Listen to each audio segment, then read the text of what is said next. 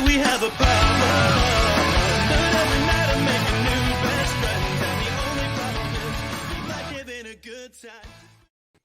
Hello. Good evening. And welcome to yet again another episode of Between Two Beards. I am, of course, JPJ. As you can see to my side right here, we have Pluggo. And as you can see between us two beards down below, we have a special guest this evening. The one and only Josh Robinson is here. Josh, how are we doing, my friend? Hello. I'm doing well.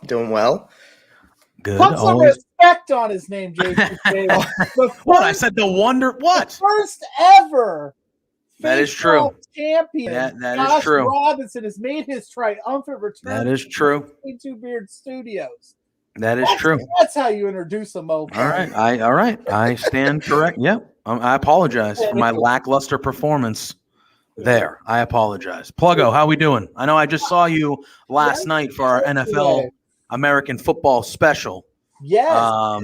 Thank you to everybody who tuned in and made it one of our more successful shows. We, on a whim, decided to talk football.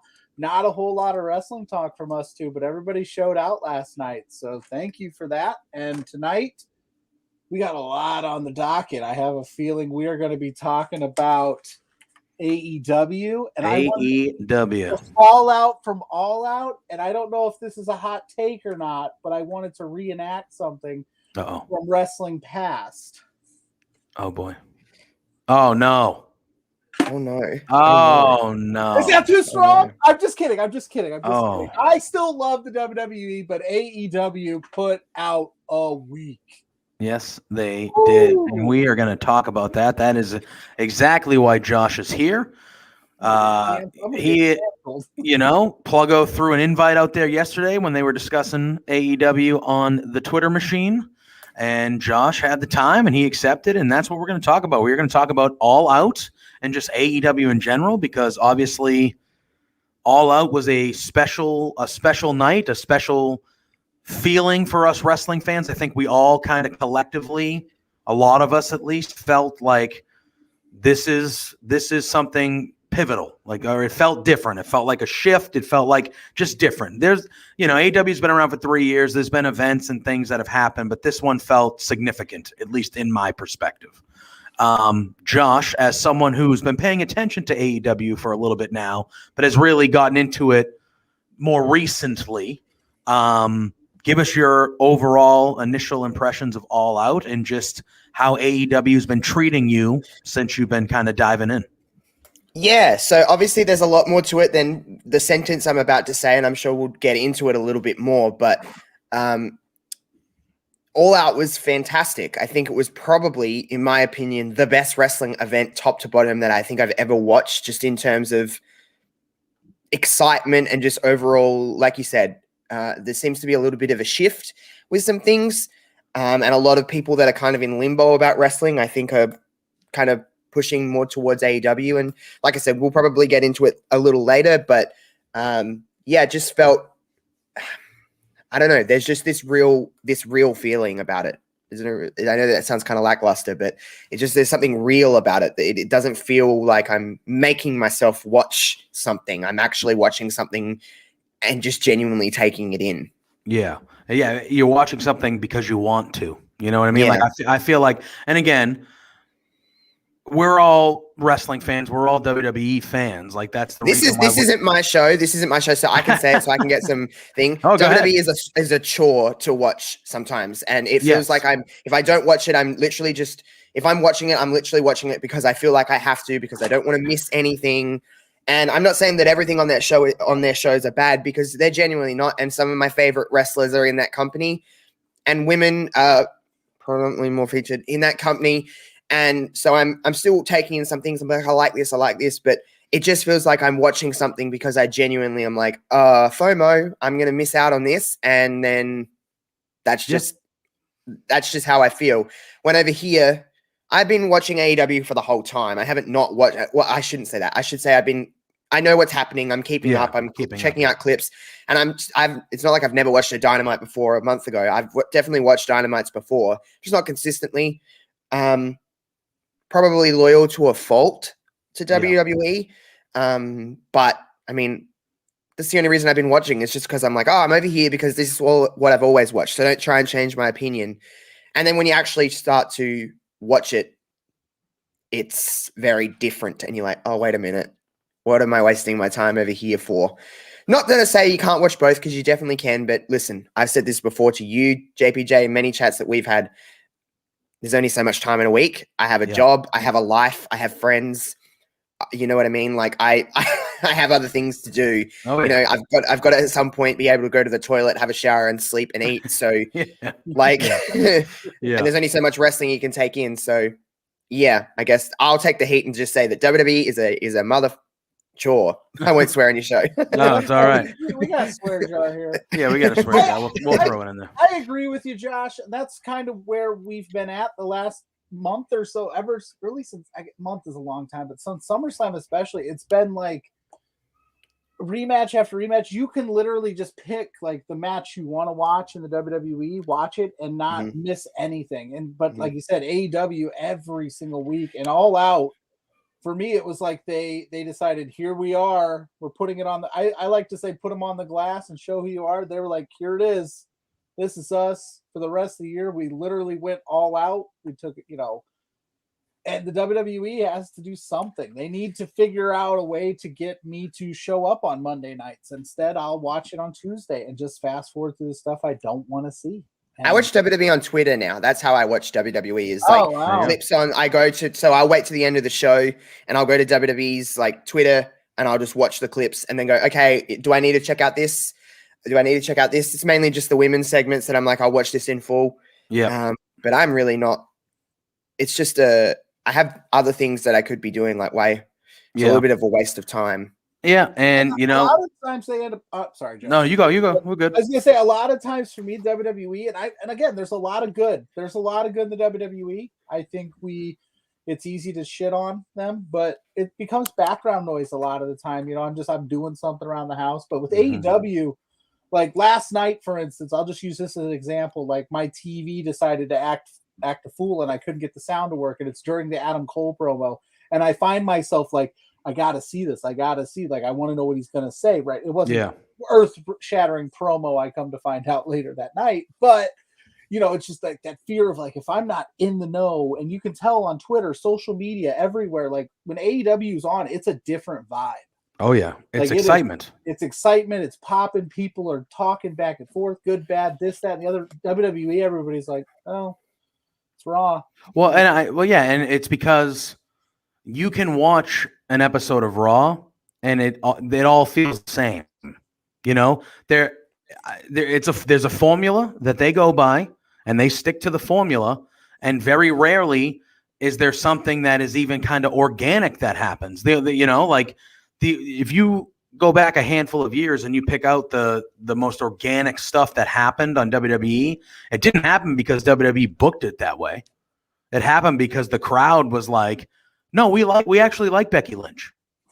We don't want to root against Becky Lynch. Like we like Becky Lynch. Or like, hey, why don't you give Kofi a shot, for crying out loud? You know what I mean? Like those were the fans that were like, no, we like these people. Like, we're going to cheer for them no matter what you give us. And then WWE was like, all right, let's ride with it. You know what I mean? Like, those weren't built-in storylines that WWE had planned, And I don't know. AEW, like you said, just feels like there's just a certain excitement. Like when AEW's on and you're like, okay, I got to make sure I'm watching AEW tonight because they're just doing stuff that is exciting and different, and they're debuting people after people, which we're going to get into, obviously. But like, yeah, all the optimism seems to be around AEW specifically. Like, yes, it's wrestling as a whole. People feel really good about wrestling as a whole, but AEW is the thing that is spurring this movement, and it happened with All Out because All Out was just special.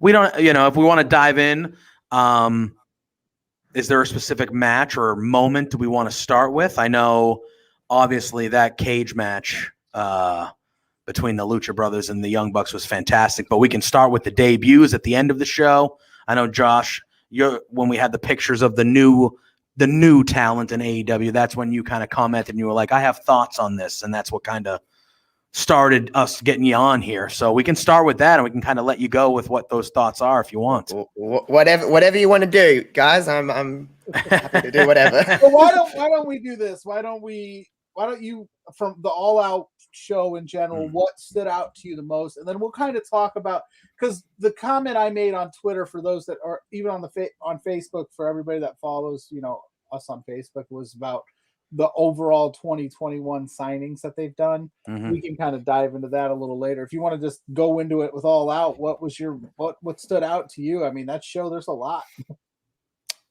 Can we start with Ruby Soho? Yes, we can. Yes, we can. We are pro Ruby here.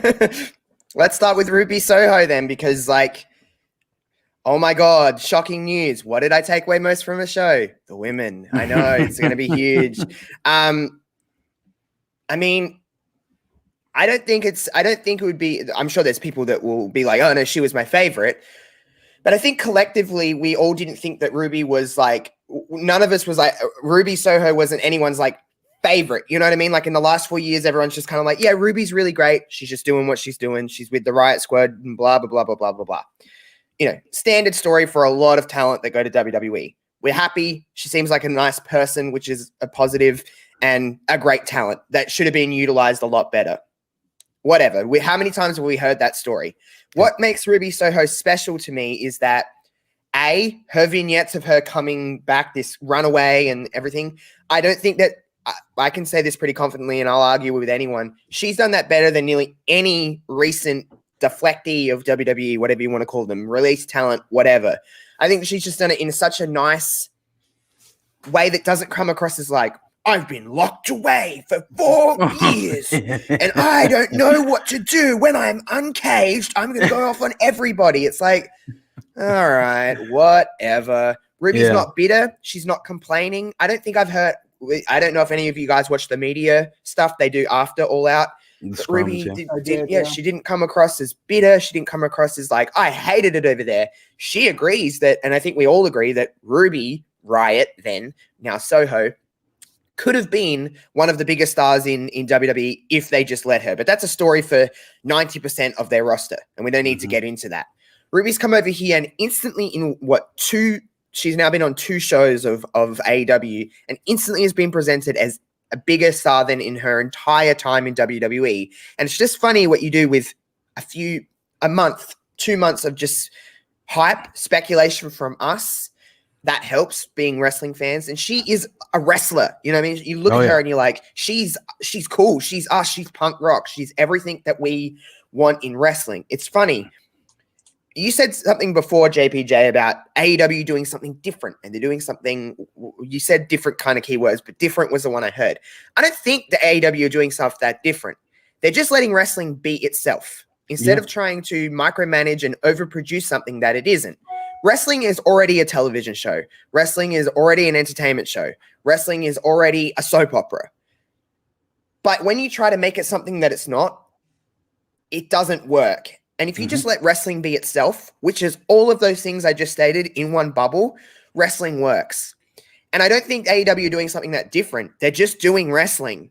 They're just doing wrestling. I can't think of one story in AEW, and I'm not saying complicated is a bad thing, but all their stories, pretty simple. We've seen them before. We've seen 95% of the stuff. We've seen these storylines before. But that doesn't mean it's bad. It just means that it's wrestling. Wrestling doesn't have to be this complex, out of the world, out of the box thing. It can just be itself, and it works. And I think with stuff like Ruby Soho is that I think everyone and their dog knew that Ruby Soho was going to be the Joker. I don't think it was any kind of other person where we're like, okay, maybe there was a little bit maybe it's not Ruby. But I think everyone was expecting Ruby Soho. Predictability doesn't mean a bad thing. And we got what we wanted. Therefore, it made the moment better. Yeah, sure, it was still a little bit of a surprise. They weren't flat out telling us that Ruby Soho is going to be the Joker. But they're like, Ruby Soho, I think she's going to be the Joker. It's like the Punk comeback and the Bryan Danielson and the Adam Coles, which we'll get into. We all kind of were like, this is happening. This is happening. But is it happening? You know what I mean? They're not telling us. They're almost playing into the speculation, which, if you look on the other side of things, a perfect example is John Morrison. everyone kind of speculated that John Morrison was on his way back to WWE a few years ago. So instead of them just allowing it to happen and allowing it and be like, is he going to pop up here? They put him on the bump. And I don't mean this in a disrespectful way, because sometimes that works to have them be like, hey, he's back. Let's put him on some vignettes and do some things. That's fine. But that could have been a cooler moment. The reason why Edge's moment worked so well, other than Edge being gone for so long, we thought we would never, ever see Edge. Sorry, I'm going off on a tangent, by the way. Like with Edge, is other than him being gone, is because they played on speculation. Yeah. They were like, is he going to be here? He's going to be here. And then Edge's music and everyone went bananas. Punk's the same thing. Ruby Soho is the same thing in a sense of like, we kind of knew, but it was still a cool, organic, feel-good moment. That moment where she said, hi, Bryce, and hugged Bryce. Yeah. I mean, I was just like jelly at that point. I was like, oh my God, like that's just such a real moment. And to see Ruby get a win like that when for the last however many years she's been in WWE, like name a time where Ruby Riott won a big match. And that's really horrible to say, but it is. She but really didn't. Her best match was that title match with Charlotte Flair. With Charlotte Flair, yeah. High profile, and she lost. But were we going into that? This is what I mean. No one went into that expecting Ruby Riott to be the champion. It was just a stuff to do on whatever Charlotte was doing. Ruby said something in that media stuff after All Out. She said, what I like about AEW is that, yes, I would like some more segments for the women. And I think that's my biggest critique of AEW is that I'd like a couple of segments per Dynamite, not just one match at the middle of the show, is that there's different women every week, with the exception of maybe Britt, because she is their champion. There's different women getting featured every single week. And I do like that. When on the other side of things, you are usually seeing the same women wrestle every single week. There's a lot of rematches. I think that's a problem with that as a whole, not just women. But you are seeing kind of the same women featured every single week, where AEW are not really seeing that. So that is a positive. But Ruby coming out and just being that's just a nice, feel-good, expected moment that we all wanted and we all got. And she got a beautiful reaction. Ruby Soho is a great piece of music that I've loved for years, and it just obviously fits her so well. She's punk rock. She's everything that we want in wrestling. I don't think there's too many people, if you just look at her aesthetically, you're like, you're pro wrestling. You're cool. You're what we want. I think that's a kind of aesthetic, like we want that. Tattoos, cool looking girl. Like it's just, and again, I'm an absolute sucker for the women. So like, I'm just like, yes, this is a cool moment. So I'm sure people will be like, this moment was cooler. And I'm not here to compare. I'm just here to say that Ruby Soho was cool. And just to see her she genuinely got the win. Because I wasn't completely sold on the fact that if she was there, she was going to win. But it was cool. And it's like, this Britt Ruby stuff feels a little bigger than what they've done with the women before. I think there's anticipation. Probably it will be at that stadium show they're having in a couple of weeks. I would assume that's where they have this title match, maybe. But it just feels, I don't know. I'm just happy. I'm happy for Ruby, and I'm just happy as a fan because I've been feeling a little defeated with wrestling lately, and that genuinely made me just smile. Yeah. And I think, I could say to all of our fans, like Josh said, there might be cooler moments for other people, but that is what we love about wrestling on this show. Particular is that not everything's for everybody. And if you thought something was cooler, let it go in the comments. But you know what? I'm with you, Josh. I thought that the Ruby Soho thing was underratedly talked about. I know that she kind of got overshadowed by the Coles and the Bryan Danielsons, but that, in my opinion, I think that helps solidify that like women's division, and like that's another piece to the puzzle, and you nailed it perfect on that. She's different, she's unique, and she can wrestle, and they need that. Yeah. And like Cody said, her and Thunder Rosa being the last two, those were like those two are legitimate stars, and those were the two favorites. And I thought they gave them that showcase to have like a little mini 2-3 minute match with them, just the two of them. And that battle royal, the title match that night too with Britt and Statlander was very, very good too. But I thought All Out, it showed how talented the women's roster is in AEW. Now they need to start giving them the time to show on a weekly basis how talented the women's division is. I know they do a lot on Dark and Elevation with the women, a lot more, but you got to do it on the flagship show. People You know what I mean? Like, don't get me wrong. It's cool that they have those opportunities on those shows, and those shows are good. But like Josh said a little earlier, there's only so many hours in the week when you have a job and you have friends and family and just life, alone time. There's only so much time that we have that it's hard to invest that much time to be like, okay, I want to watch the women in AEW. All right, well, I'm going to watch Dynamite. I'm going to watch Rampage, obviously, but now I need to watch 2.5 hours of Dark because I want to see 3 or 4 women's matches. You know, like we need to start seeing an elevation as well. Yeah, like we need to see more of a sprinkle on the main shows because they clearly have the depth and the talent in the women's roster that we can start seeing it weekly.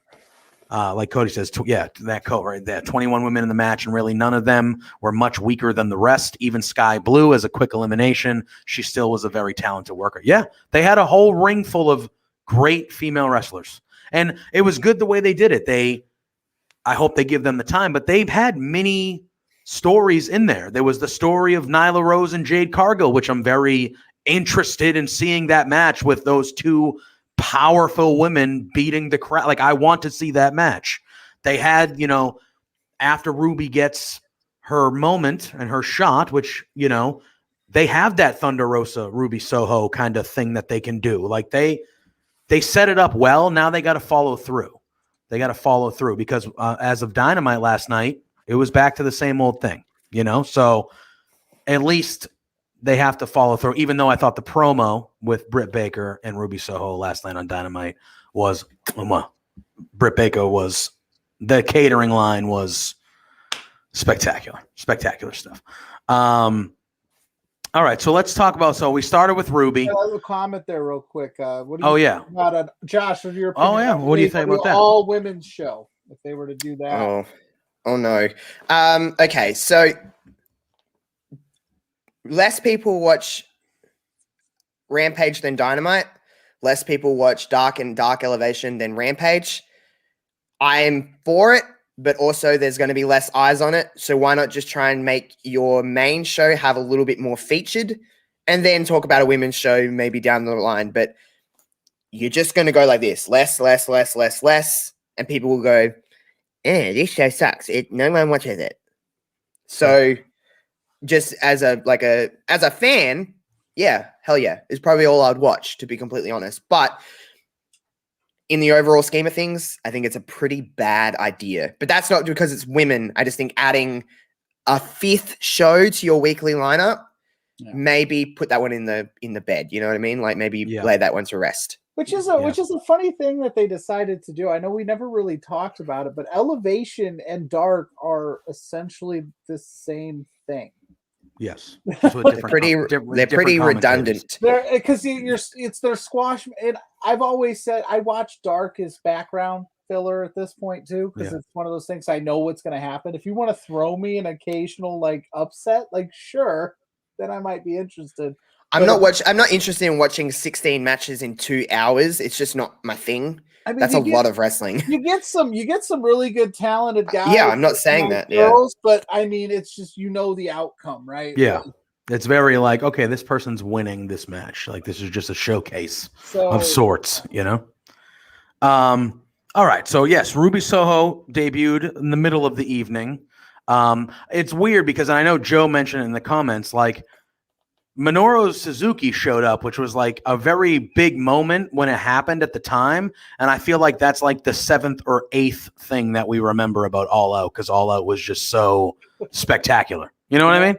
It's just crazy.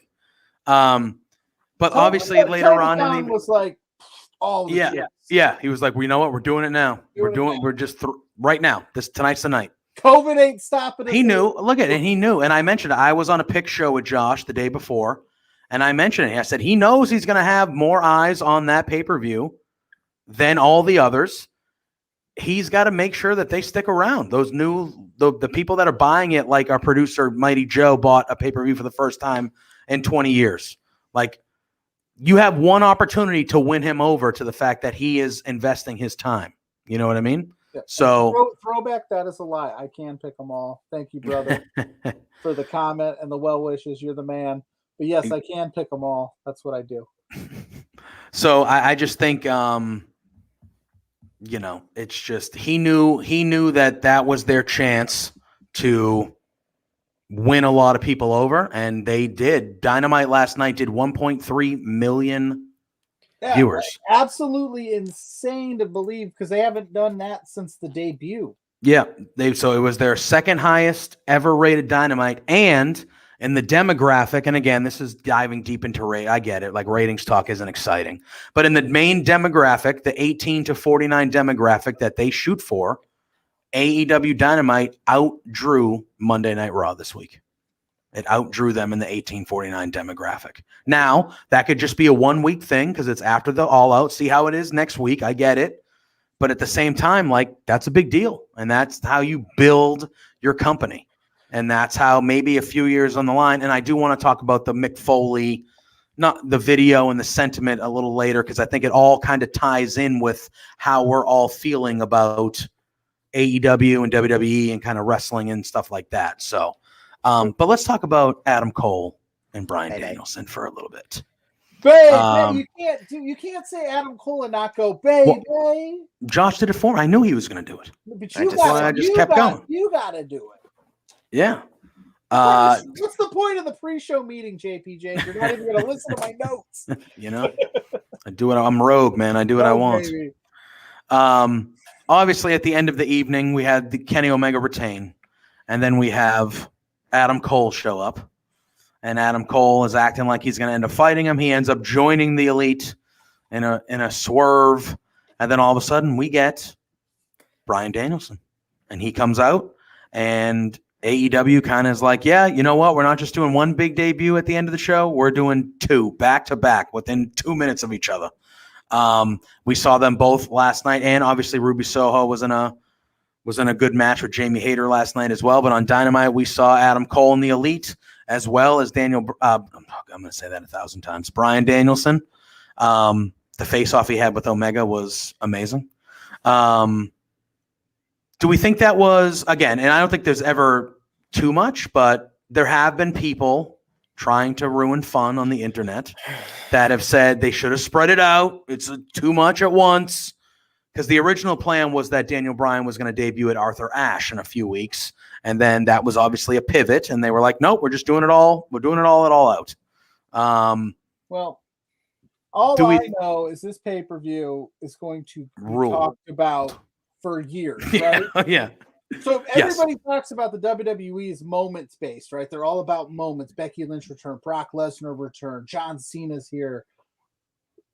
What they did at All Out was a masterpiece that, for better or worse, if you're a hater or you're a fan, you're going to talk about this thing for the next 20 years. Like, remember that All Out and what we all assume is going to be the seismic shift in wrestling. Like, there's a legitimate bona fide number 2 for the first time in 20 years, possibly overtaking them because they're already beating them in key demos and the gap is shortening. Mm-hmm. I think you got to put them on the glass and just throw it all out there. Yeah, I mean, WWE is a WWE, right? No, they're not going anywhere. They're the biggest, But I think, and this is where I think the tying in of the Mick Foley video and kind of what he said, because he was speaking from the wrestler's perspective, and he was just like, hey, like, you guys did wonders for me back in the day. And like, you guys, but like, that was 25 years ago. It's not the same anymore. And he openly was like, and if I was a young aspiring talent, I don't think I could trust WWE to handle my career the way that I would want it to be handled. And I think that I think his opinion there is accurate. And I think he holds weight. I think wrestlers obviously respect Mick Foley and they respect his opinion. And I think his opinion is correct. Because if you are a 23-year-old young wrestler on the independents that's getting some buzz, and you've watched AEW the last 3 years, and you've watched WWE the last 3 years, and you have your choice, where do you think you're going to be in a better situation? You might not make the most money. You might make more money in WWE. Well, maybe, because AEW, I think, competes financially as well. I think Tony Khan and the Khan family is richer than the McMahon family. I think that's pretty safe to yes, say. 100. Yes, that is 100% fact. And AEW allows, like, I know Adam Cole's one of his big hangups was his Twitch stream. I don't know what he makes off of Twitch. Well, I think that was, didn't that come out or something? Again, we reading dirt sheets, so what the fuck do we know? But like they seem pretty content with him keeping his Twitch to keep him. That was a report that came out that said it was in his terms. Like, I think Twitch was a big. But he was like, he was like 100%. I'm not getting rid of it. I'm not. And they were like, we're okay with that if that means you'll stay and stuff like that. But again, we're reading something that literally anyone can type at the end of the day, and we're taking it as fact. So yeah, what do we know? We're wrestling fans. That's what. But but do we? If that's the case, if WWE was truthful and like trying to shut down third party, sponsorships and things for wrestlers, then but AEW is saying, no, go ahead, make all the money you want on the side, go wrestle at other places, which you're getting an AEW contract and you're going to get an appearance fee from, some of these independents that you're working. So you're getting a chance to make money on top of the money they're paying you. So I have to imagine it's, if not equal, it might be better. And it's just one of those things where I think it's finally starting to catch up that and you can leave it at Vince. Like we always say creative, but at the end of the day, it's one dude that has the final say. He gets a script to Raw, and if he doesn't like it, he rips it up 10 minutes before the show, and then he figures it out. You know what I mean? And it's one of those things where it's getting to the point where when you have guys like Bryan Danielson and Adam Cole, who both Bryan Danielson in the ring after All Out and Adam Cole in the media scrum after, both said that they loved working at WWE. They loved working there, and they still left because they felt like AEW is the place to be. Put it this way. Sorry to interrupt. I don't mean to interrupt. No, we're good. This may come across as me being a Bella stan, and it probably will, and that's fine. But Brian said something really important. He goes, put myself in the situation of my family. Brie is tied to the WWE with a lot of working commitments, and that could come in between at some point or another. WWE are a pretty petty place sometimes. Mm-hmm. They could literally go, we're not working with you anymore because of your husband. And that could affect their income. That could affect Brie's. What else? That's Brie's job, is all of her tie-ins. That I don't believe that the Bellas own the Bella name. WWE could turn around and be like, you can't put that on your wine anymore. So change it. You can't put that in any of your business adventures anymore. Change it. So it's not like the most... Brian is not there for just Brian. Brian has to worry about his wife. He has to worry about his 2 children.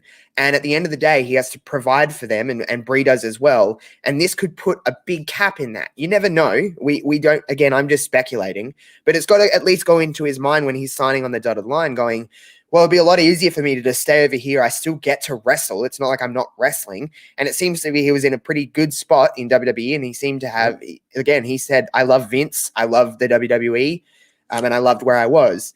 I mean, they don't let people they hate main event WrestleMania. That's true. So, you know what I'm saying? So you got to at least understand in the fact that like this is probably at some point or another, whether it happens now, whether it happens in 2 years, or whether it happens in 5, this could put a stop to Brie's negotiations in her business adventures.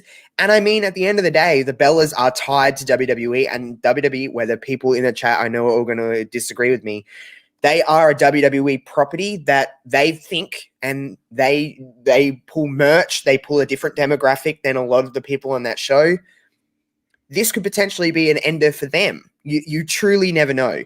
So Brian is jeopardizing a lot of more than just, I might not get to work in WWE again. It's a lot more than that. Plus, to play devil's advocate, if for any reason whatsoever AEW folded tomorrow, Daniel Bryan would be back in the WWE in a hot second, right? Oh, yeah. So why burn the bridge if you don't have to? Like Adam Cole, they'd take him back. I mean, oh yeah, the stories that were dirt sheet stories. Oh, we're gonna talk about that. My point is, like, we're gonna talk about that. Good Lord. Some of those, Ruby, even when Ruby was released, she spoke very highly of the WWE. Malachi Black as well. Aleister Black, very highly. The Inspiration also talked. Yep. The former Iconics. Yep. Over there. They talked very highly. If you watch their podcast, They got emotional. Very emotional. They're very much like they're happy that they got released now. They said that. They said they feel very free, but at the same time, I think both of those women were very liked. And you're seeing that when a lot of these people get released. So I think a lot of people, there's some people, hey, Mickie James is a perfect example. She's been there twice. She's done everything that she can there. And she's like, I don't give two craps what I say. I don't have anything to prove to go back there. But there's a lot of people that are at a much earlier spot in their career that are like, I can't burn a bridge here because it's potential money. Mickey's like, whatever, I've done this twice. I don't need to go back. There's no need. So I think there's a good balance of what people that are smart about things businessly, because you have to look at it as a business, whether they have truths that they could let out that'd be like, this is going to do damage or not. It doesn't matter. So I think there's a good balance of that. But to sum up, like, again, everything that I just kind of said, Brian coming over and stuff like that is like, there's more to him than just him. He's got a whole team of people behind him that are like, oh my God, this could affect me. And you just never truly know. And again, I could be talking completely out of my ass here and just going like, this could mean nothing to do with Brie and the Bellas brand within WWE. It could mean nothing, but you truly never know how that company operates. You don't know how any company operates. So it's interesting, at least. Plus, yeah, for sure. If you think about it from the business side of things, like look at a guy like Drew McIntyre. What if he would have like just went off and said, F this place. I can't believe they fired me. He might not have been back, and where he's at now, he's one of the top wrestlers in the company. So you don't need necessarily at a younger age burn that bridge, because you never know. They might bring you back. You might go reinvent yourself. And like I posted on Twitter, I said this before, like the Kenny Omegas, the Young Bucks, and the Elite, the WWE wanted them too at one point. So if this All Out thing, or if this AEW venture didn't happen, they might easily be in the WWE right now too. So it's not a matter of like, oh, let's, I'm in prison for 4 years, let me bust out and never come back to the hellhole that was the WWE. Yeah. In a lot of ways, I know, again, we kind of, it's easy hanging fruit to shit on the WWE, but they made a lot of these people, right? Oh, yeah. These people were, yeah, their profile raised by going to the WWE. That's just, maybe not creatively. They might not have been creatively satisfied, which is why they eventually leave or ask for their release. We wouldn't be talking about Ruby Soho having these 4 years of being in catering if she wasn't in WWE. AEW unintentionally rely on WWE for a lot of their talent, because they have to come from somewhere. And I'm not shitting on AEW for that. It's just natural to talk about where they've been and to play on the fact that line, for example, it's very minute, but that line that Britt gave to Ruby on Dynamite would not have worked if she wasn't sitting in catering for 4 years. Yes. 100%. So they play on, AEW would not be AEW without WWE. Not directly, but it wouldn't be where it is without WWE being in the spot that it is. If WWE was firing on all cylinders using all this talent, there wouldn't be a need for AEW. It would just be another wrestling promotion. Which we can talk about. So basically what we were wanting to talk about, what sparked the interest to get you on the show today, which of course you come on whenever you want, but was in 2021, they've signed, Malachi Black, Andrade, Christian Cage, CM Punk, Daniel Bryan, Ruby Soho. And I said, and I'm missing a couple here. Adam Cole. Baby. Yeah, baby. The WWE in one way, shape, or form wanted all this talent. You sign you could build a roster around those 8 alone. Mm-hmm. You sign them, and you said you had a lot of thoughts on that. So I would love to know what your thoughts on that were, Josh, because I kind of just said, "Come on today and talk about it." Hi, honey. My wife stopped by and said hi. Hello, Mrs. Pluggo. Yeah. So, people are like, "Oh my God, there's so many talent. They're hoarding all this talent. What are they going to do with all this talent?" Blah, blah, blah, blah. I think I said this at the start of the show. It might have been in the pre-chat that we had. I can't remember, but forgive me for repeating myself if I did say this at the start of the show. But it's not. I don't think the problem was WWE hoarding talent. The problem was WWE hoarding talent and not actually using them in a sense. Oh my God. Hi. This is Pluggo made a run in it. It was WWE not using the talent that they're gathering. Yes. We don't have a problem I'll speak for myself. I don't have a problem as a wrestling fan with all of the wrestlers being in one destination. Just give me a bit of variety, and you don't have to use them every week. You can't. If you have that much talent on a 2-hour show, you can't use them every week. That's just simple math. But using them in a variety that kind of keeps them fresh, kind of keeps everything moving at a nice pace. The problem was never that they had all of the talent, it's that they didn't utilize the ones that they had. They would just keep signing and signing and signing, and they're going like, you're not used for 2 months, then bring you back, then you're not used for another 2 months. And it's kind of like that's the overall problem with that creatively they just don't know how to keep things fresh without just being like, you're completely taken off television and you're never going to be seen again for the next 6 months, and then all of a sudden you're repackaged, and it just doesn't make any sense. So the problem is never having all the talent there. The problem is utilizing, keep signing, keep adding things. You could sign literally everybody, but the way that AEW utilizes their talent, look at this. CM Punk came out on this Dynamite, and now there's a chance, and everyone's going crazy because he might fight Hook. Who we've never heard of before Hook. Like, we don't know who Hook is for the last 6 months. Like, for the last 6 months, it's what we've known is what we've been presented with Hook, or probably longer. Is that a good Hook face? Yeah, you gotta do that. I mean, he does that. He has his hair my hair's pretty crazy at the moment, so like Hook. He does do that a lot. But it's like they're utilizing CM Punk, who is the hottest property in wrestling right now, and coming off one of the biggest moments in wrestling history, him walking out on Rampage. And you're utilizing someone that we've truly never heard of in Hook, and you're putting them together, and you're at least rubbing elbows. If CM Punk was to walk out in WWE, you know who he'd be working with? Roman Reigns. Yeah. He'd be working with Bobby Lashley. He wouldn't be working with Cedric Alexander. He'd be working with the top guys, and that's all you would see. And you'd see that for 6 months of him they're just running through that. Mm-hmm. He's working with Hook. He just worked with Darby Allin. Mm-hmm. Like, they're utilizing the talent. Christian Cage, okay? If he was in WWE, guess where he would be working? Alongside Edge. Yeah. That'd be his role. 100%. And okay, it's fun. It's fun to watch. Whatever. A lot of nostalgia. Cool. I'm not saying that Punk versus Reigns wouldn't be awesome, because it would be. It'd be freaking great. But we're not just CM Punk will eventually work with Kenny Omega. He'll eventually work with Bryan Danielson again. It's going to happen at some stage.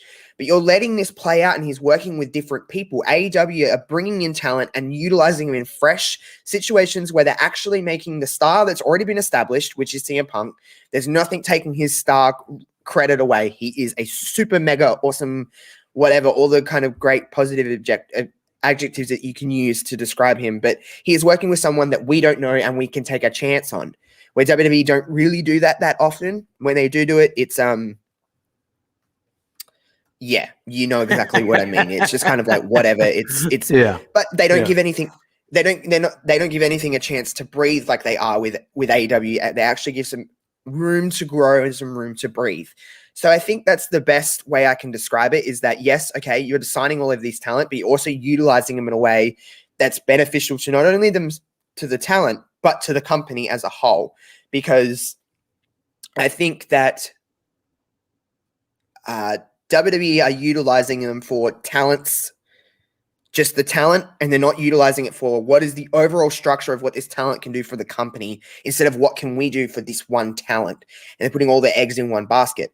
I don't think that's ever a problem in AEW, is like, not everything is riding on Bryan Danielson being back. Not everything is riding on CM Punk being back. It can bust and things can still progress.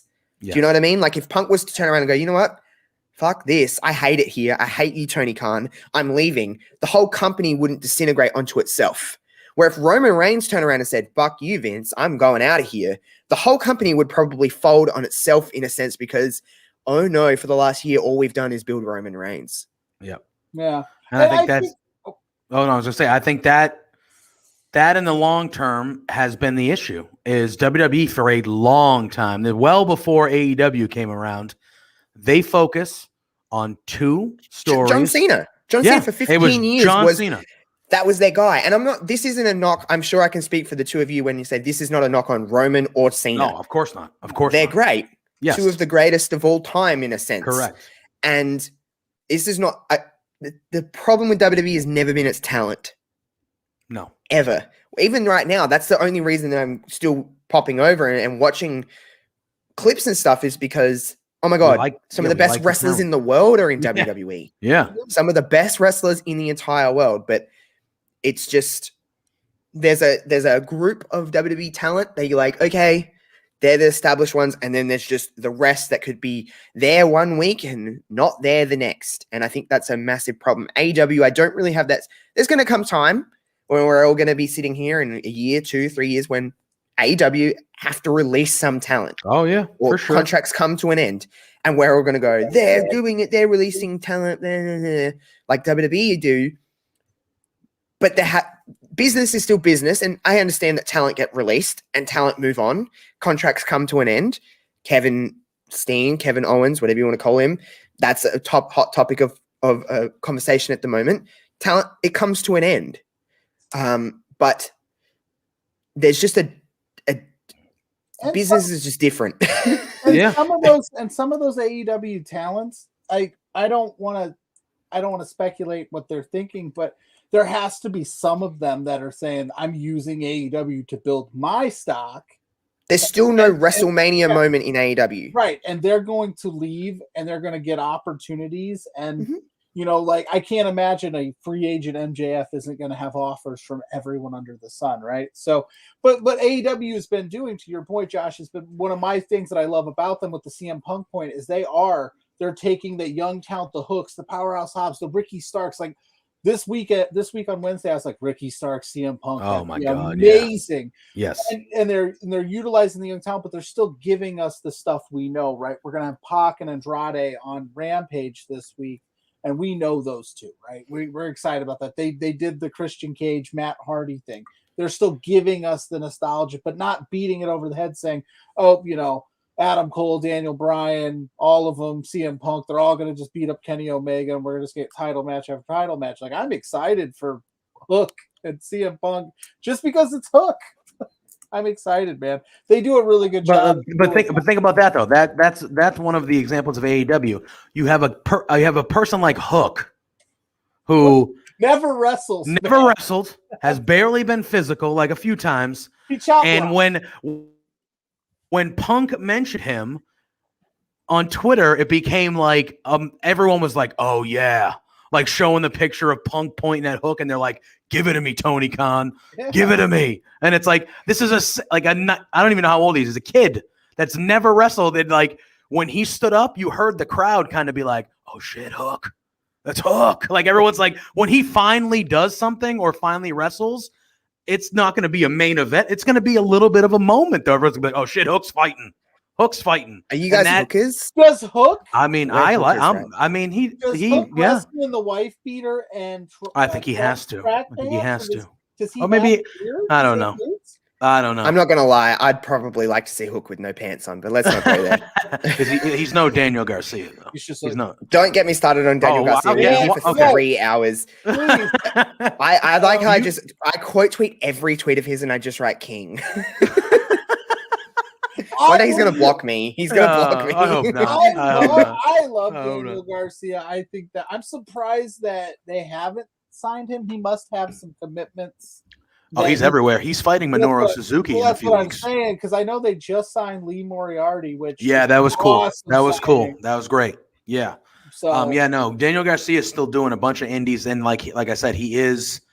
I don't know if it's a GCW show. It might be a GCW show, but he's fighting Minoru Suzuki in a few weeks. Which I don't want him to get crazy. His beautiful face or well, I don't think he does the death match. I think he's one of the workers, kind of like an ECW when they had Jericho and Ray, and kind of I think that's what GCW kind of fills the. GCW's been really good. They got some good stuff, man. They got some good stuff. Bangers. It's not all. John Moxley, the GCW heavyweight champion, and he rocked that GCW hoodie at All Out, which was awesome. Yeah, man. I've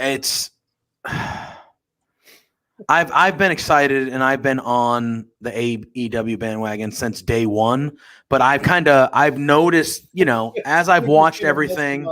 Yeah, probably a little bit. As the trend's been going, it's just, AEW, and we talked about it a little bit on your side of things, Josh, with the pick stream, is like, I feel like being a lifelong WWE fan, you kind of build up, as much as we love it and as much as there are good things still weekly, they have, good things that happen. You kind of build up this mechanism in your brain where you're like, okay, I'm going to be disappointed at some point. Like whether it's a wrestler that we really like, they do nothing with, or God forbid they let go, or just creatively, it's like, no, like perfect example, the SummerSlam. We've become accustomed to that feeling, and we honestly shouldn't. Exactly. We shouldn't be feeling that way when we're watching a television property. Be going, you know what? I'm probably going to be let down. Probably going to be pretty mad. I'm probably going to be upset at some point.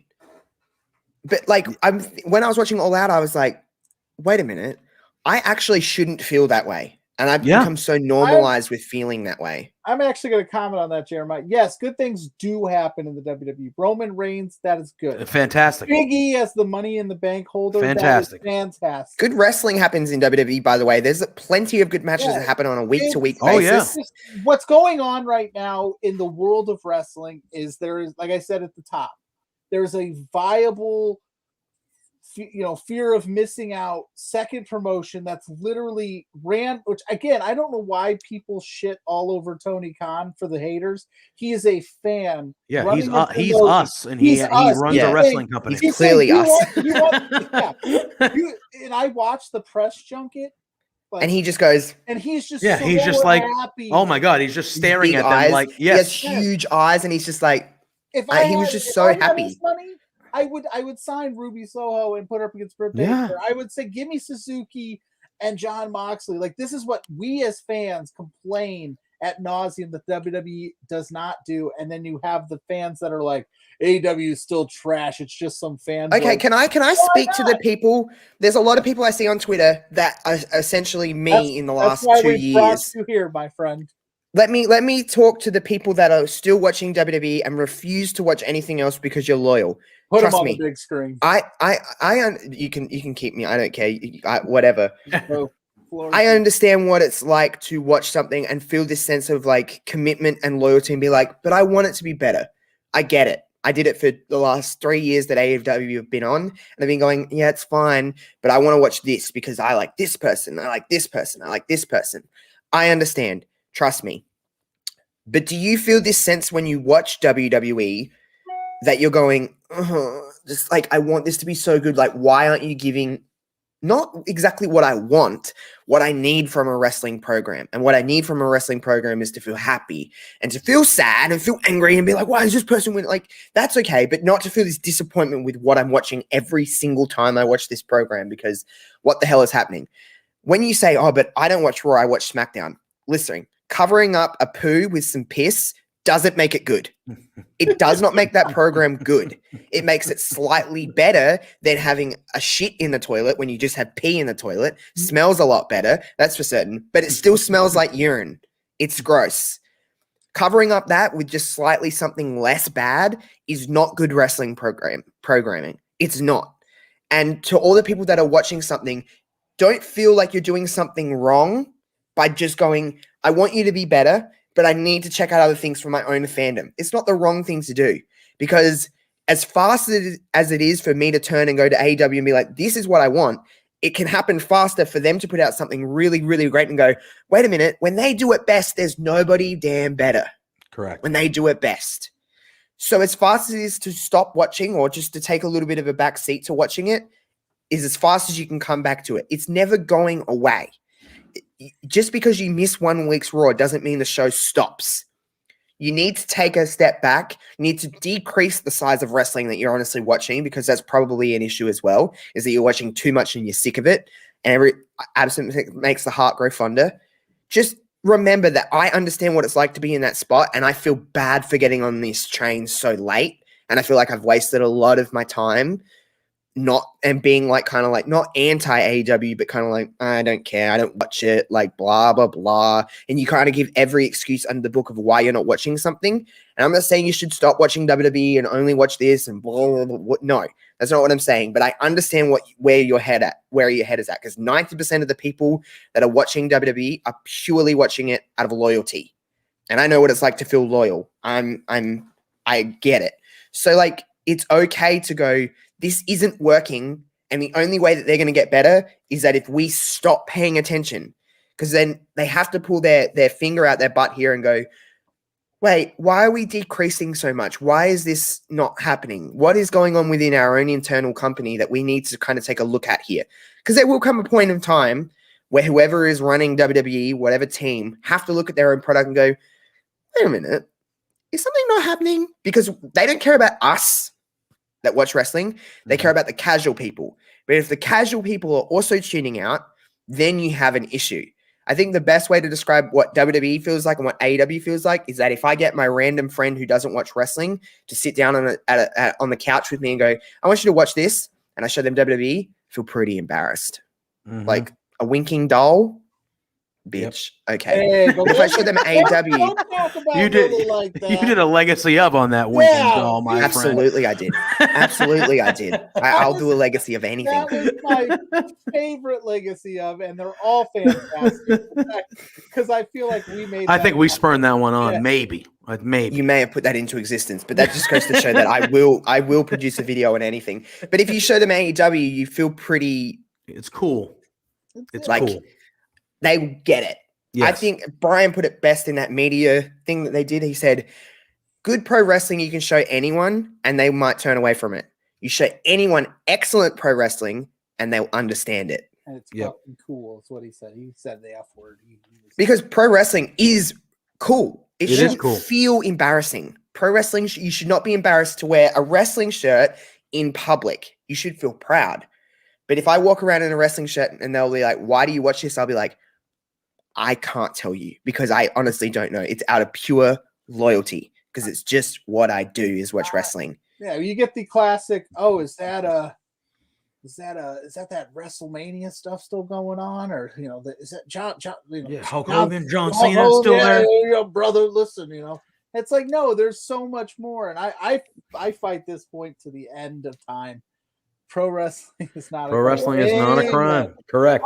Correct, my friend. You are in the golden era. I know everybody calls like the 80s the golden era of wrestling. No, now is. If you don't like something, you don't have to watch it. If you like a certain wrestler, go on the internet. There's 1,000 videos of them. WWE right now, if you want to record it, you fast forward through it, not worry about the people you don't like and focus on the people you do, and then maybe you stumble across a few more great wrestlers. That's what's happened in AEW. Is like, admittedly, I don't know a ton about Minoru Suzuki. I know the dude's a badass. I know he's got a story. Murder grandpa. Right. But I had to go do some research. And I say that a lot on this show. Like, that's what AEW is giving me because they're showing fresh faces. They're fresh. But fresh is a great word for it. Josh's boy, Daniel Garcia. I wouldn't have found my husband if it wasn't for AEW because I will get married to Daniel Garcia one day. Garcia, yeah. So, like, I wouldn't have had that if I didn't start watching. So, thank you, AEW, for finding me the love of my life. But that's what AEW is giving the wrestling fans. So, you see Daniel Garcia on AEW, right? And you're like, who is this guy? And then you go search him, and then you find that he was on IWTV and did a 60-minute banger with Wheeler Yuta.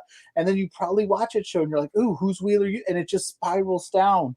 And you're like, and then that's how you kind of fall back in love with wrestling. It's like, oh my God, there's so much out here. It's not just, the same Randy Orton and RK Bro segment every week, which that's great, but that's they're leaning on that so heavy that they've taken the tag team division and now they're incorporating into the world title picture, which is taking away from tag title. Yes. And you know what I mean? They're using that as a springboard instead of doing. And that right there, I think, is a microcosm of everything, right? Because I like all four of those guys. Like, I like Bobby Lashley. I like Randy Orton. I like Matt Riddle. I'm sorry. Matt Riddle. I like Matt Riddle. But, like, either there's two separate titles, which should be two different storylines, and they're getting lazy, and they're like, you know what? We'll just do it all together. So you know what? Like, they're going to fight for the world title, but then they're also going to be feuding for the tag. It's like, no, why don't you just like not be lazy and create a friggin' good story for the tag titles? How about we do that? And then you create a good story for the world title.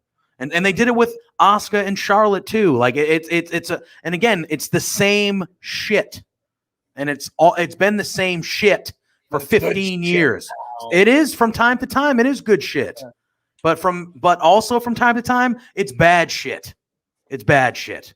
Like, I watch Raw every week because I've been watching Raw every week for 30 friggin' years. All right? That's what I've been doing. It's part of my calendar. It's what I do. Raw sucks. Period. I'm period. I'm sorry. I know we're on Love Wrestling. No, Raw sucks. We do things different here between two beards. Go ahead. I stream during Raw now because because it sucks. Because it sucks. Josh went full screen with a killer analysis. You went full screen with killer analysis. I went full screen to do this. Yeah, to do the hook. That's what it is, baby. That's what we do. I think I have like bigger hair. Hold on. I've got like I'll do the hook. It's all hooked up. I've got like hook hair at the moment. See, my hair's out of control at the moment. I need a haircut, so I'll go hook. Oh yeah, there it is. There it is. See, I'm between. We even compare haircuts. You can't laugh. You have to be just. Okay, me not laughing. That's probably bit off my pay grade here. Spencer must be out of the office because we're just flailing our. I think Spencer is actually ring announcing some wrestling tonight. He is. I seen it on his Instagram. I believe he is. Yes. Free for all. And look at like it's just one of those things where like, and Josh I think said it earlier. It's not a bad thing as wrestling fans to expect better from the wrestling you like. I don't bitch on WWE because I hate WWE. I want WWE to be better. Yeah. I love WWE. WWE is the reason why I love professional wrestling. Vince McMahon, regardless of what I think of him personally, is the reason why I love professional wrestling. And I want WWE to be good. I'm not saying this because I dislike them and I want to stop watching them. That's not the case. I say things like this because I expect better. It's been shit for a long friggin' time. And now there's a second product out there that for a lot of wrestling fans who feel the same way that I do is giving us literally everything that we want. Everything. I have watched AEW since day one. And you know how many times they've truly disappointed me? Zero times. And WWE disappoints me every friggin' show. Something will disappoint me every friggin' show. And I just, at some point, and it ends with Vince, and they're not gonna change. I would hope somebody somewhere would be like, hey, like the trajectory here is not looking as good as it was. Like you need to put some effort into the story. Like the ratings are dropping. They've been dropping for a decade. Yes, they just signed. Yes, they're making more money than ever. Okay, yeah, because they signed billion-dollar TV deals. Well, if the ratings are still shit when those deals are up, guess what? They're not getting billions of dollars anymore. They're not. Those contracts are going to be way less. If I sign a $100 million contract because I hit 40 home runs and drive in 100 RBIs in baseball every year, and by the end of the contract I'm hitting 10 home runs and driving in 50, I ain't getting $100 million. So since we sorry, you're good. I sit back for the JPJ rants. They're my favorite. But I would say sports fans, that's what we do. We complain about our teams. Doesn't mean we don't love them. I'm a Cubs fan. We are trash. I want us to be better. But we have Josh Robinson on the show. He's very good at a segment that we like to call you gotta be joking me. Moment of the week. We're going to talk about. So I want Josh to give us the best. You got to be joking me because you do it so well. Oh no! I mean, I just have to talk normally because I talk like them. But do you want the more? She's got two. If you didn't notice, true Jess fans now, formerly known as Billy Kay, would know that she has two. I can give you the guttural one. That's a little bit deeper. I can give you the other one. The guttural one is my personal favorite. because she goes, you gotta be joking me when she does the like, but then she's like, you gotta be joking me. You're like the other one. So like, there's two, but I mean, you just had both. So there you go. I was on off her chops last week. Did you see that? They read my comment out. Yes, they did, and they mentioned that you had they mentioned you had the Aussie flag and you had the Pride flag and all that. I saw that video. Like, I felt so happy for you. We gotta get that interview going. Dude, we try. We all, a lot of us will retweet things. We'll say stuff like, "Come on!" It's like them and Renee are like my two interviews, and they're all I aspire to in life. I can die happy if I just have those. So, the Swerve Show, welcome. Yes, thanks for popping in, Swerve Show. Appreciate you. So this is kind of I wanted to do a 1A and 1B. The story that came out today that Jeremy shot me, you shot me. But I wanted to say, like, all I wanted to say in the "You Gotta Be Joking Me" segment of the week was that you don't have to have an emergency creative meeting if your creative is good. Correct. But anyway, JPJ. All right. So let them know. So a story came out today, a report that in the meeting with Vince McMahon, I believe it was Meltzer who actually reported this. So, in the meeting with Vince McMahon with Adam Cole, one of the ideas pitched to him was that they were going to turn Keith Lee heel, which from the jump, why would you do that? But they were going to turn Keith Lee heel. And Adam Cole was going to be his manager, like a Leo Rush, Bobby Lashley type situation where Adam Cole would be the little guy, always standing behind the big guy in Keith Lee. That idea stinks. Febreze that. And then a week later, we saw Adam Cole show up on All Out on Sunday. Because why on earth would Adam Cole hear that pitch and go, yeah, I trust this company within the next 5 years of my career? You can have your Twitch stream, but you got to be a manager. How do you have Adam Cole, who has proven that he can be a star anywhere he goes? He was a star in Ring of Honor. You could argue he's the greatest NXT. You could argue that he's one of, if not the greatest NXT superstar of all time, easily a top promo in the business, easily a top wrestler in the business. How is that the pitch? Hey, we want you to stand behind this guy and be number 2. And don't get me wrong, this is not a knock on Keith Lee, because I love me some Keith Lee. I love Keith Lee. But how on earth is that the pitch that you give Adam Cole? If I may, how do you do that? If I may take the floor. Take it. Because this was sent to me, so people knew I wasn't going to be thrilled. They made the Leo Rush comparison. Great. Leo Rush, Bobby Lashley, that was fantastic. But here's the thing. Leo Rush at the time hadn't just shown us that he's fantastic. Don't get me wrong. Leo Rush has banger matches, fantastic in-ring talent. But they literally had Adam Cole for the last 4 years be the face of NXT and put on 5-star after 5-star after 5-star match. And that's the best you come up with. Drum roll, please. You gotta be joking me. Like, if it was anybody else, or if it was like Adam Cole on the come up and we hadn't just seen the Kyle O'Reilly stuff, the stuff he did with Keith Lee in that feud, I mean, the stuff he was doing with Gargano, the dude is just an incredible in-ring performer. Yes, he can talk, but the Leo Rush Lashley thing, I know, again, this is a dirt sheet, so who knows how true it is, but that just seems like a miss, like a big misfire, in my opinion. And I'm sitting here. That's why I'm not working for the creative team. It's just, Josh, I don't know your opinions when you heard that. I don't know. It was just not surprising. I think that's part of it too. Is it's like you hear that and you're like, how? But then when you really take a step back and you're like, yeah, because we're talking about the same company that this is going to be a bit of a whoa, but like they don't know how to book people of color, so they go, let's just put him with a white man and that'll work.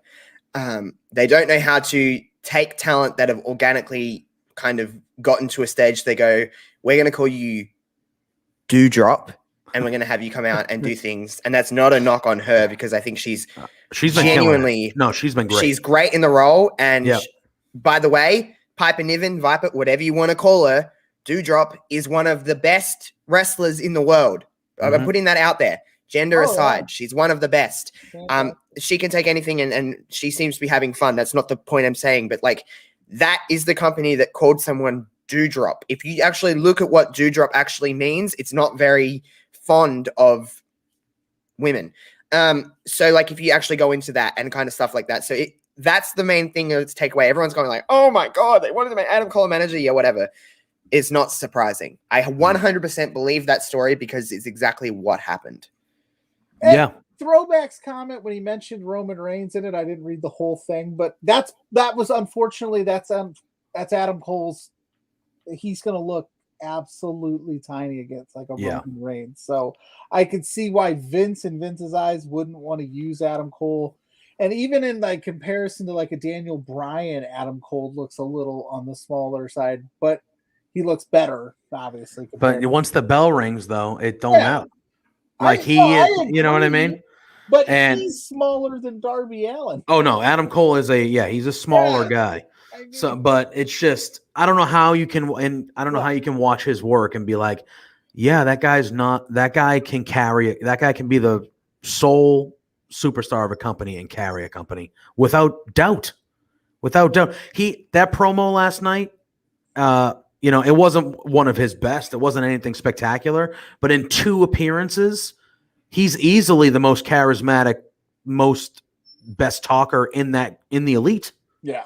He comes off immediately as a guy that, like, it's going to be way down the line, but give me that dissension between Kenny Omega and Adam Cole for the leader of the elite. Give me that. How long do you think that'll take? You think that'll be by the end of the year they're already going to pull the trigger on that? Because I would think Omega would not have the title at that point. I think Hangman would be back, take the title from Omega, and then that story eventually would be Adam Cole being like, no, I'm the shit. I'm the guy here. I'm the leader. And Kenny Omega being like, okay. Like, yeah, all right. Well, yeah. And then that's what you do. And then follow-up question, is Brandon Cutler a wrestler? Yes. I like Brandon Cutler. No, I think he's making the most of his opportunity. He makes me laugh every week. But in that scrum, he's the first dude on Daniel Bryan, and he's just spraying him. Just spraying him. I'm like, throw a punch. Like, what are you doing? Yeah. Anyway, I'm off topic, of course. No, it's good. But I mean, we've had about an hour and 15 minutes or so of AEW talk, all out, and just AEW, the state of wrestling we've been talking about. It's been a good chat. If you have any questions in the chat for us or things you want to add, please feel free. But we're going to be wrapping this puppy up soon. Josh, any other things from AEW, all out, specific matches, or just anything else you want to dive into, or just in general? Whatever, I know, right? I know you have some. Let's not get into that. Okay. Let's not get into life, hey? Wrestling's way better. Not really. I mean, we kind of covered everything that I had on my brain. All Out was just a great show. And I guess if we're wrapping this up, I'll say my hot take. It was better than WrestleMania 17. So come for me. I don't care. By the way, we didn't even talk about CM Punk. How did you guys feel about the Punk Allen match? I didn't even get a chance. I mean, I thought no complaints from me. Yeah, no, I thought for a guy who hadn't wrestled in 7 years, I like the fact that Punk, like, he used his veteran savvy, you can say, that he didn't let Darby do anything crazy. You know what I mean? Like, he was like, "Hey, you're gonna have to out wrestle me if you want to beat me. Like, we're not doing crazy shit." You're like, Darby still bumped his ass off, and that Irish whip where he goes through the middle ropes in the corners, like, that is like unbelievable. Yeah, and like Joe said, we did have an in-depth all-out review on Turnbuckle Talk, which was on Love Wrestling, that I was actually a part of with Joe and Carl. We're not shamelessly plugging that because I'll plug it. I was on there. That show was awesome. I just figured because full disclosure, I watched with Tim and Jeremy, two of our 2 of our listeners. Oh, you watched all that and with our friends in the chat. Our friends in the chat. And one thing that we discussed was it wasn't. I'm a huge CM Punk fan. I watch him do his tax deal. Not. I just felt like Darby is so damn fast and so quick. It almost did a disservice to Darby in a way and Punk because the guy is so quick. They needed maybe a little slower of an opponent for Punk to kind of, because there were times where it was like, oh man, like Darby's like, she's just and Punk's like, yeah, and Punk's like, I haven't done this in 7 years, bro. Slow he's down. like, bro, relax, man. Let me catch you. So it was a good first match back in 7 years. I'm excited to see what he does next. I really think you need to give him because Darby Allin makes everyone look slow. So if that dude looks like $1 million now, he's made man. Oh yeah, I mean, look at if you're Darby Allin and you're on Weekly paired up with Sting, and CM Punk comes out of wrestling for 7 years, and they go, "Hey man, you're the guy. You're the first son. You're in the history books when they ask the trivia question. Hey, who was CM Punk's comeback match? Darby Allin. You are a made man, my friend. You are a made man. But Josh, what's your Super Bowl pick? Throwback's asking in the comments. He is. Throwback. You got to watch. We had a full football special last night. It almost went 2 hours. Yeah. So you got to the Super Bowl. Who's the two teams in it? Don't give me any information. Just tell me. They get there. They all go. Yeah, you got to pick. See, this is how much I know about American football. I don't know any. Hey, the AFL Grand Final, which is Australian football, that's in 2 weeks, so we can talk about that. How about that? Huh? Let's go. Yeah. Who do you think's going to win? I'm ready. Well, we still got the last round of prelim finals, and then the grand finals on the 25th of September. All right, but there is an Adelaide team that is potentially in it, but they're the sucky Adelaide team that I don't like. Gotcha. So now I will ask, because I don't know much about it, but I know obviously my War Report friend Matt is super into Australian rules football as well. But is he into AFL or is he into NRL? Because there's 2 different footballs. I would have to ask him. I honestly have no idea. I think he's in the state of Victoria, so he should be AFL. Usually up higher is NRL, but so are there? Is there like a dominant team that wins more than ever, or is there a level playing field? There is the Adelaide Crows is my team, and they finished not good, not well. They weren't in the top. Okay. There's 16 teams, and if you're in the top 8, you go into the finals. Adelaide was like 15th, so gotcha. Adelaide Crows didn't do so hot. So I'm so uninterested in football.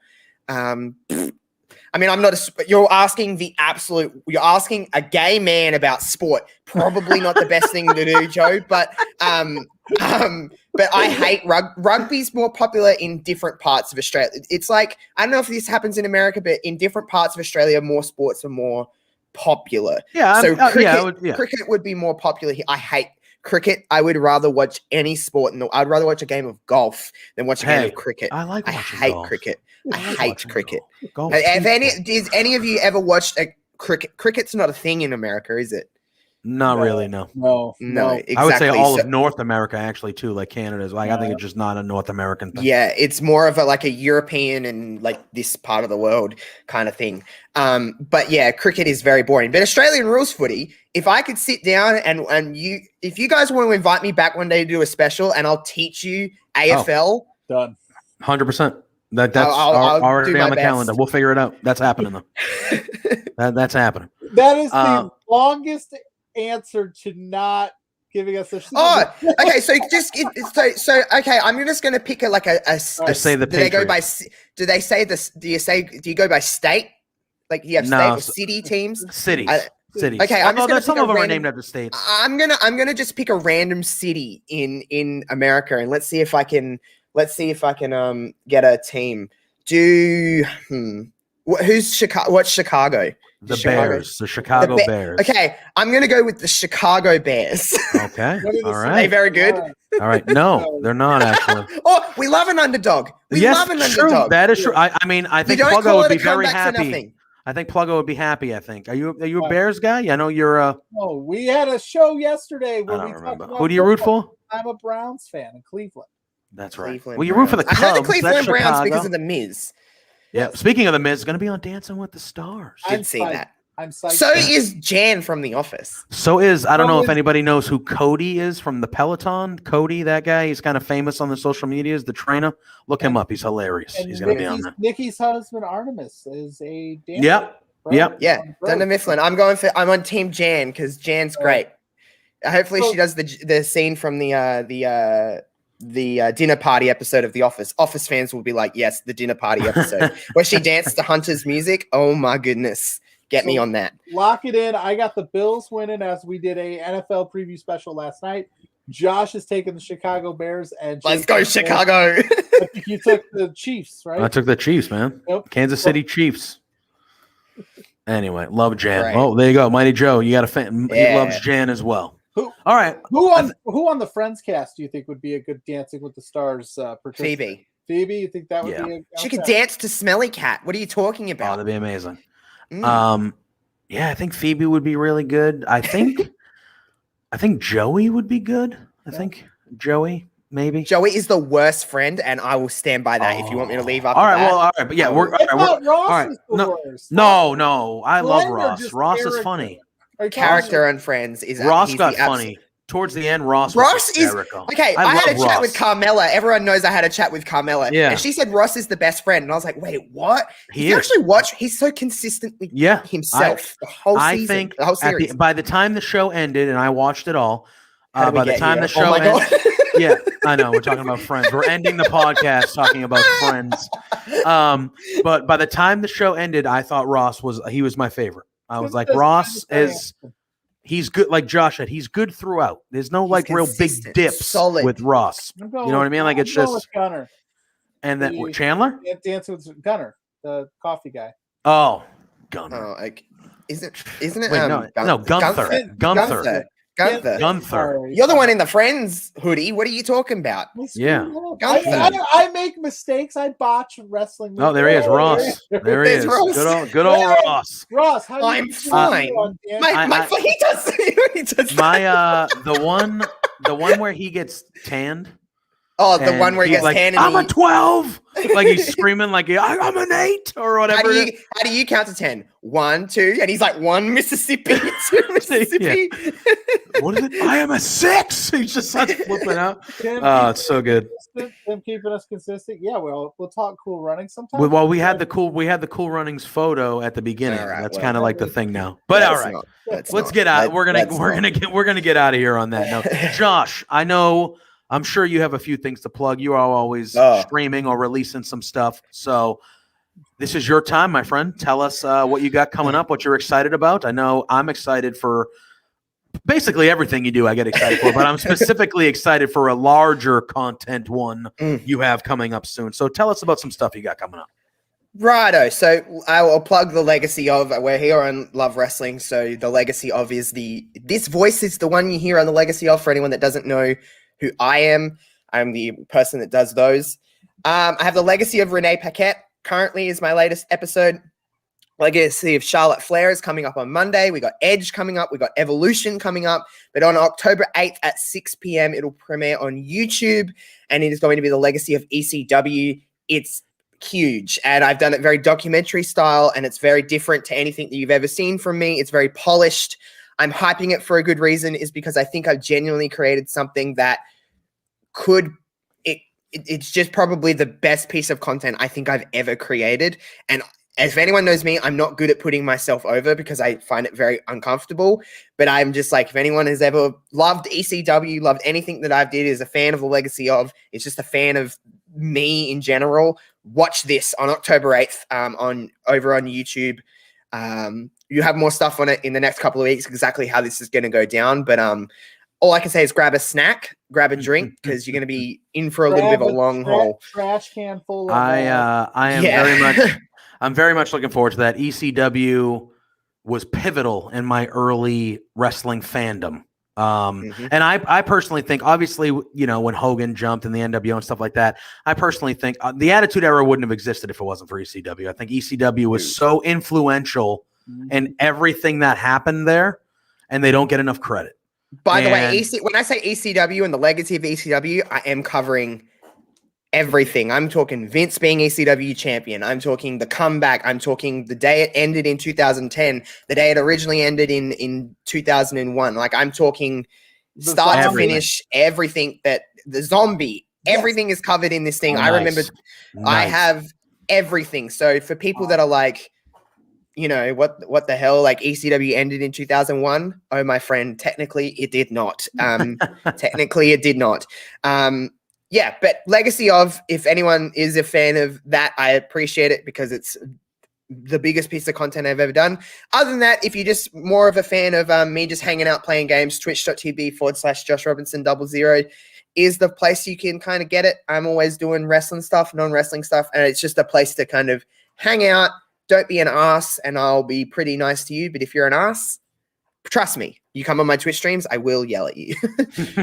As you should. Pluggo, anything exciting coming up for you? Or we just wait until hopefully Spencer allows us to come back next week? Fuck Spencer! Oh!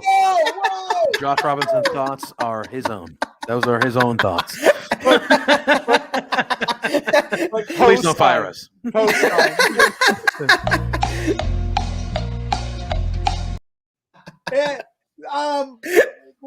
Last night, like I've said a few times, we did the NFL preview show. I know the season technically is started. It's starting right now. It's going on right now. That's only one game, so if you want to hear our thoughts on the NFL, we added a little wrestling flair to it. Check those out. Those will be on our socials. Follow us on B2B. Between Two Beards, the Twitter page. We got some stuff in the works. JPJ and I are working some stuff out. There'll be some content coming up from us that you may not expect. If you know me and you followed me for a while, you probably know what's coming up here shortly, but we're going to brand it in the Between Two Beards style and make it a little bit bigger, I hope.